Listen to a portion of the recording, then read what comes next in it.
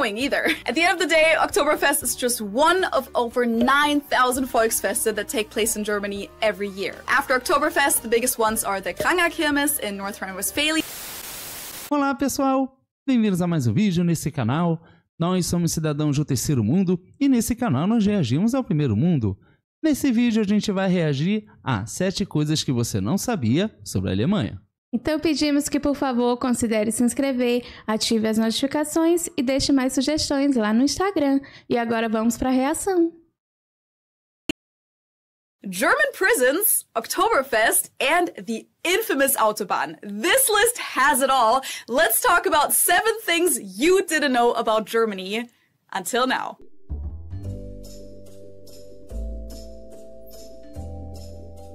Hello, servus, and welcome back to my YouTube channel. My name is Feli. I'm originally from Munich, Germany, but I've been living here in Cincinnati, Ohio, on and off since 2016.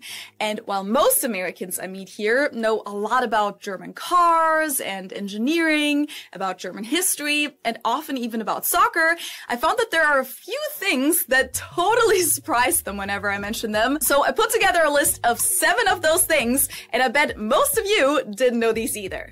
Number 1, it's not illegal to break out of prison. Yes, you heard correctly. In the US and in Canada, breaking out of prison is considered a criminal offense, and if you get caught, it'll most likely lead to your prison sentence being extended. But in Germany, if you're incarcerated and manage to escape, that's actually considered part of a human's natural desire for freedom and ties back to the very first paragraph of our constitution, the Grundgesetz, that says, human dignity shall be inviolable. To respect and protect it shall be the duty of all state authority. The German people therefore acknowledged inviolable and inalienable human rights as the basis of every community of peace and of justice in the world. So since the desire to be free is considered part of human nature, breaking out of prison is not counted as an additional charge in Germany and won't extend your sentence. What is illegal, however, is helping a prisoner to break out, and if the prisoner commits other criminal offenses in order to escape, such as damage of property or assault,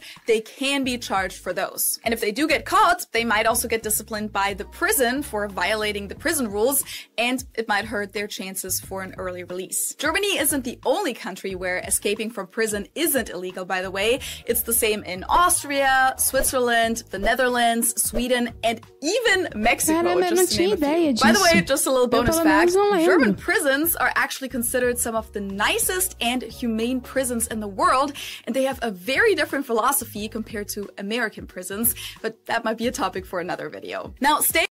Caramba, eu tô chocada porque eu realmente não sabia que na Alemanha a liberdade fosse levada tão a sério ao ponto de constar isso na Constituição. Então realmente é uma coisa muito, muito doida e assim, na nossa Constituição realmente não lembro de ter alguma coisa assim. Mas também é muito interessante que ela cita outros países. Eu também não me recordo de ter visto sobre outros países fazendo isso, mas é incrível, né? Porque esse conceito de liberdade a gente vê que é muito forte na Europa, porque ao ponto de estar assim, né? Tipo, na Constituição, você poder tentar escapar da prisão e isso ser visto como uma coisa natural, realmente é um tipo de pensamento muito avançado, né? Acho que a maioria dos países e pessoas não conseguiriam pensar dessa forma. Realmente é muito doido. E me surpreendeu aqui ela comentar sobre as prisões. Eu achei que, se eu não me engano, era Noruega ou Finlândia.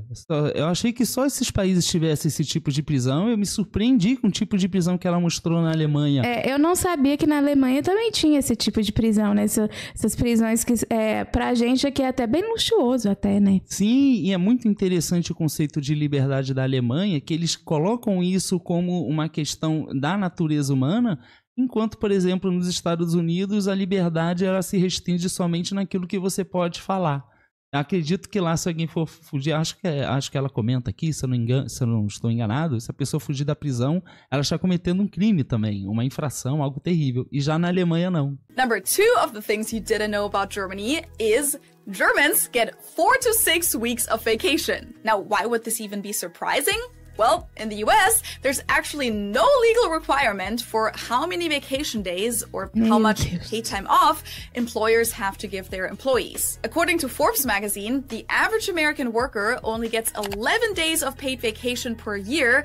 After 5 years of service, this increases to 15 days average, and after 10 years, it's 17 days. Which means that on average, even after 10 years of working at the same company, an American employee still gets fewer vacation days than the legal minimum in Germany, which is 20 days per year for a 5-day work week. That's just the legal minimum, though. Most employers offer more vacation days than that. On average, it's around 28 vacation days per year, and you are usually also encouraged to take all of those vacation days. That's probably one of the reasons why Germans tend to travel so much. And nope, that does not include sick days. Those aren't limited at all. In the US, it's common to have a certain amount of paid sick days per year that are defined in your work contract. According to Forbes, Americans get 8 of those on average, meaning that if they have to call in sick on more than 8 days, they don't get paid for those days anymore. In Germany, you usually just call in sick and that's it. If you're sick for longer than 3 days in a row, you usually have to submit a doctor's notice, but you'll still get paid. Before I moved to the US, I never even thought about this one being unusual in any way, but growing up, there was a brothel right by the mall I would always go to and close to the subway station. So every time I took my bike there, I literally went right by the brothel. Because yes, prostitution is legal in Germany. Agora eu quero comentar sobre o que ela falou da questão das férias. Eu me pergunto como é para o estadunidense a questão dos impostos, né? Porque, tipo, você paga imposto e você quer ter retorno do seu imposto e você quer ter um retorno disso através de uma prestação de serviço, né? Do governo, do estado. Então, tipo, eu me pergunto como que eles veem isso, né? Porque a gente vê que claramente não tem muito, assim, uma questão do governo está cuidando dos cidadãos americanos como a gente vê na Europa. Claro que nenhum lugar é perfeito, mas não tem como comparar, né, as condições sociais que são colocadas na Europa junto com as condições sociais que são colocadas nos Estados Unidos. São totalmente diferentes, né? Então, tipo, não tem como comparar, mas, tipo, aqui no Brasil a gente quer ter um retorno do imposto, né? E a gente entende que isso vem através dos serviços que o Estado vai prestar. Mas lá a gente vê que falta muito disso, falta licença maternidade, falta férias. Então, tipo, como deve ser para eles, né? Eu sei que quando você cresce num lugar, você se habitua com essa cultura. Então, acaba que para eles não é muito diferente. Aí, o que acontece? Eles vão para a Europa e quando chega na Europa se choca, porque é um outro mundo, né? Mas, realmente, é curioso ver como parece que não tem muito essa questão, meus impostos, eu preciso de um retorno nesse sentido, né? Pelo menos é o que parece para mim. So don't be surprised if you see streets like these in Germany. This is the Reeperbahn, which is an infamous party area in the city of Hamburg, full of bars and nightclubs, but also full of adult shops, strip clubs, and when you enter the side streets and alleys, full of prostitution. But on the main street, you'll literally see people of all ages, tourists, even kids sometimes, stroll down the street and check out the adult shops because they usually have brightly lit windows and open doors, kind of as if they were like tourist gift shops or something. And some of them even have a Döner Kebab window built in. This is Germany in a nutshell right there. Germany is one of 9 European countries where prostitution is legal and regulated, but I would say Germany and the Netherlands are probably the 2 countries that are best known for it. Number 4. Uau, surpreendente! É muito interessante a gente ver como culturalmente os países são tão diferentes e a maturidade com a qual os alemães tratam com isso. Porque eu tenho uma tese de que se você tem uma coisa assim que você não quer que a criança veja, você simplesmente ignora. Mas se você fizer algum comentário, pode ser que a criança até perceba. Então, a forma como os alemães devem tratar isso com tanta naturalidade, e é incrível a maturidade que eles fazem isso. The Autobahn does have speed limits. Yes, you heard right, but let's back up a little bit. The German Autobahn, or Autobahn in English, is known for being one of the only places in the world where you can drive without any speed limit, and it's actually become a popular tourist destination for car enthusiasts. Now, first of all, many people seem to believe that the Autobahn is some type of racetrack or one single street in Germany, when in reality, Autobahn is simply the German word for freeway or interstate. So the Autobahn really is all over the country, but don't be surprised if you get on it and see a speed limit sign right away. Because while there isn't a general speed limit for the entire Autobahn in Germany, about 30% of the Autobahn do actually have permanent speed limits posted, and on about 10% of it, you'll find temporary speed limits due to construction zones. Now that does still leave us with about 60% of the Autobahn that has absolutely no speed limit. So yes, you will see cars going 200, 250 kilometers per hour or faster passing by in a flash. So make sure to stay out of that left lane unless you're the fast one or for when you're passing someone else, but then always make sure to get back into the right lane as soon as possible and never ever pass someone on the right side. In the US, people pass on the right all the time on interstates, and I think as long as there are more than 2 lanes, that's actually legal too. But on the German Autobahn, you're always supposed to stay as far right as possible. We call it the Rechtsfahrgebot, and only use the lane on your left for passing. Now that being said, while we don't have a regulated speed limit for the entire Autobahn, there is something called Richtgeschwindigkeit, advisory speed limit, and that is at 130 kilometers per hour. Now, you're still allowed to go faster than that when there's no posted speed limit, but in the case of an accident, you might be considered partially at fault, even if you didn't cause the accident, which means that you or your insurance might have to pay for some of the damage. So that's something to keep in mind. By the way, if you want to find out more about all things driving in Germany, make sure to check out this video. Okay, so for this next one, I never even realized. É muito interessante a educação do alemão, porque mesmo que você não tenha nenhum limite, nada que coloque limite na velocidade, pelo menos em nosso país não chega nenhuma informação sobre acidente nesses lugares. Acredito que se fosse no nosso país, certamente hoje, se isso fosse implementado nos dias atuais, não daria certo. O que me chama a atenção é realmente a confiança que eles têm uns nos outros, né? Porque você colocar algo desse tipo realmente é uma coisa que exige você ter uma confiança. Mesmo como ela fala aqui que tem alguns que tem limite, outros devido à questão de construção também tem limites, a maioria não tem, tipo 60%. Então é bastante coisa. Então isso exige muita confiança para não virar um caos, né? Eu acho que a maioria dos países e pessoas nem conseguiriam lidar com tamanha responsabilidade, né? Ainda mais levando em consideração que não tem limites, então você pode fazer o que quiser nesse caso.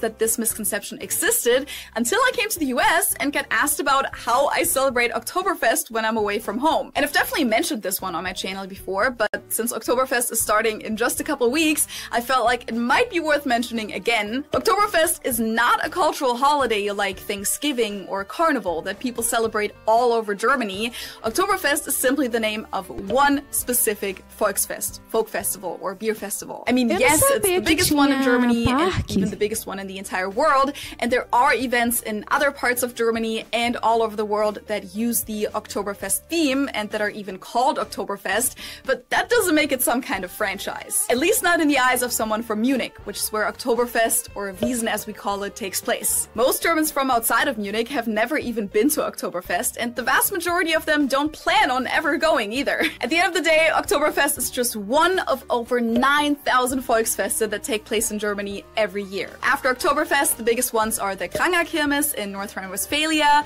the Rheinkirmes in Düsseldorf, the Kieler Woche, which is an annual sailing event in Kiel, up by the Baltic Sea, the Cannstatter Vasen in Stuttgart, the Nürnberger Volksfest, and many, many more. So no, I don't celebrate Oktoberfest when I'm not in Munich. It's not something you celebrate. You either attend it or you don't, and we don't say things like Happy Oktoberfest to each other either. If you're going to Germany for the first time and you expect to be running into Hitler statues all the time and swastikas on old buildings, you actually couldn't be more wrong. Because Hitler statues never really existed to begin with, and signs and symbols from the Nazi era are illegal in public spaces in Germany, unless it's in a historical context or part of education, arts, science, or research. When the Federal Republic of Germany was founded in 1949, the idea behind this was to prevent victims and survivors of the Nazi regime from being confronted with these symbols unexpectedly in their everyday life. The ban includes flags, badges, uniforms, slogans, as well as forms of greetings, such as the Hitler salute. So nope, Germans won't find it funny if you do the Hitler salute, and you might actually get in trouble for it. Now, for symbols that were used way before the Nazis used them for their purposes, such as the swastika that originated in Asia as a symbol for fertility, or other Nordic and Germanic runes, those are only banned when they're specifically used in a political context with the Nazis or modern right-wing extremism. But if you're traveling to India or Scandinavia and you're getting a souvenir with one of those runes on it, you don't have to worry about bringing it to Germany. And on a related note, those of you who regularly watch my videos probably already know this, it's also illegal to deny or downplay the Holocaust in Germany, out of respect for all of the victims and their descendants. This is regulated in paragraph 130 for Volksverhetzung, so hate speech, and it's actually punished with either a fine or up to 5 years in prison.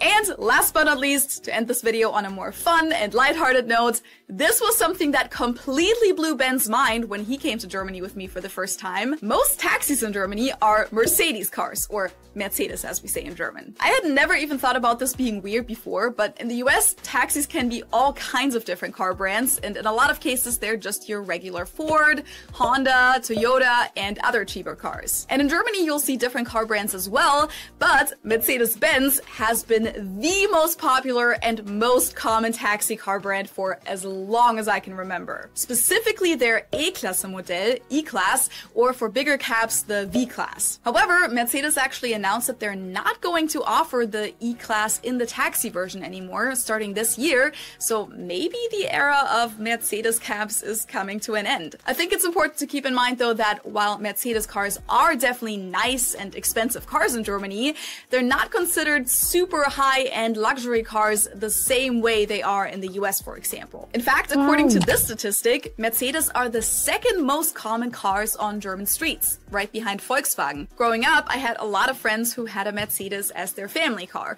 so maybe that's also why I never found it weird that that's the model of our taxis. É interessante porque ela fala que nos Estados Unidos não é colocar esses carros como táxi, né? Então, tipo, eu fico pensando, é uma pessoa que, tipo, gosta muito, assim, de carros de marca alemã e, tipo, chega na Alemanha que deve ser um desfile, né? Tipo, de carros de luxo e carros muito, muito legais, tipo, deve ser uma coisa muito doida de ver e muito diferente, né? Tipo, esses carros que são vistos como algo de luxo e muito difícil de ser comprado em outros países, se eu não me engano, na Alemanha são bem mais populares, né? Então isso é bem diferente. Acredito que na Alemanha esses carros devam ser baratos. Deixa aqui nos comentários se esses carros são baratos, porque para ter tanto dessa marca tão popular lá, né, uma vez que acredito que é uma marca alemã. Então, assim, acredito que deve ser barato. Mas deixa aqui nos comentários pra gente saber. Which of these 7 things surprised you the most? Let me know in the comments below, and make sure to also share what other things you found out about Germany one day, or about the US, or about your home country that completely blew your mind. If you enjoy watching my videos, I would greatly appreciate it if you subscribe to my channel. It's just one click and...